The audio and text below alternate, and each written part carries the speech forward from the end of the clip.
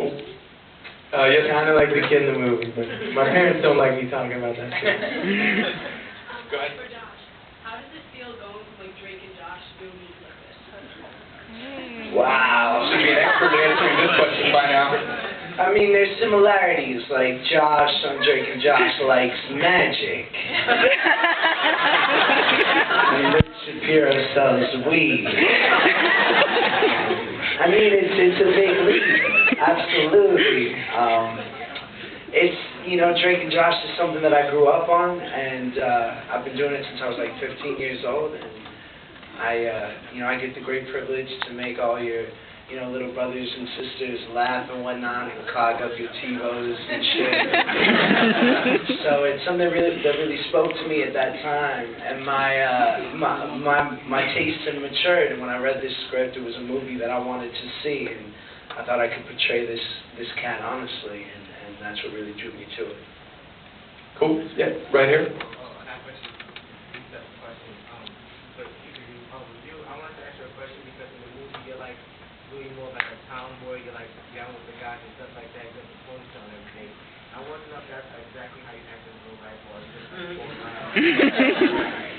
Yeah, I played Stephanie just pretty much like me. And the wardrobe was a really conscientious decision not to make her too girly. We wanted her to be super casual, super kind of comfortable just wearing, whatever she was comfortable in because it was freaking hot outside. So that was like cargo shorts and so be it. But I identify with that. I've always been friends with more guys than girls. So it works. Cool. So there's someone else back there? What song did you get for this movie? Because it seems like you had your pick for every song you wanted to come down. I know, man. Well, we got really lucky. I mean, the script had a bunch of it written into it, and we ended up with better songs in the actual finished movie than I wrote into the script. But there were a couple I didn't get. There was 93 Till Infinity by Souls of Mischief, which I really wanted to get, and that they didn't clear the sample like when they made the song in the first place, so that was hard. And then we had a couple different Biggie songs. Originally, we had Things Done Changed in the first scene and Everyday Struggle in the second scene. And at the last minute, we had to change it because they're making a Biggie movie, and they kept those songs for themselves. Right here? John, like working with Gandhi. Working with Gandhi. Well, it's funny, man. Can you imagine being in Times Square at midnight on a Friday night with Ben Kingsley, and everyone's like, there's drunk people coming home, being like, yo, Gandhi, what's up? And he's just like, yo, very fun, very fun. No, working with Ben Kingsley is amazing. I think we all owe him a great debt of gratitude. He kind of taught me, at least, what it means to be a professional and what it means to be respectful of your peers. And he's just, this movie doesn't exist without him. He's the single biggest reason the movie gets made.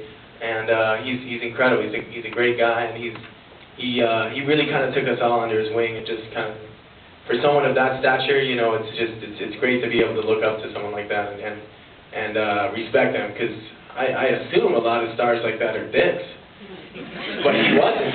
He was awesome, and I'm very grateful for that. Josh, do you want to comment on working with Ben Kingsley, as your relationship with him is extremely significant and important in the film? I would love to comment. Please do so. I mean, it's quite surreal going to work and watching Method Man pass a blunt to a night to Ben Kingsley. Wow. So it was surreal, and yet I think he knew that I would naturally be intimidated by him. I mean, he's my favorite actor. It's like Michael Jordan telling you nice jump shot, So, and I really suck at basketball, but that's a whole other subject. But it was a constant thing every day to just be in his presence and sort of hold on to his wings and totally remove your ego and just know that someone like that brings you up with them and makes you better than you ever thought you could be. And our relationship and the vulnerability that's present in the movie is so much thanks to him. Olivia,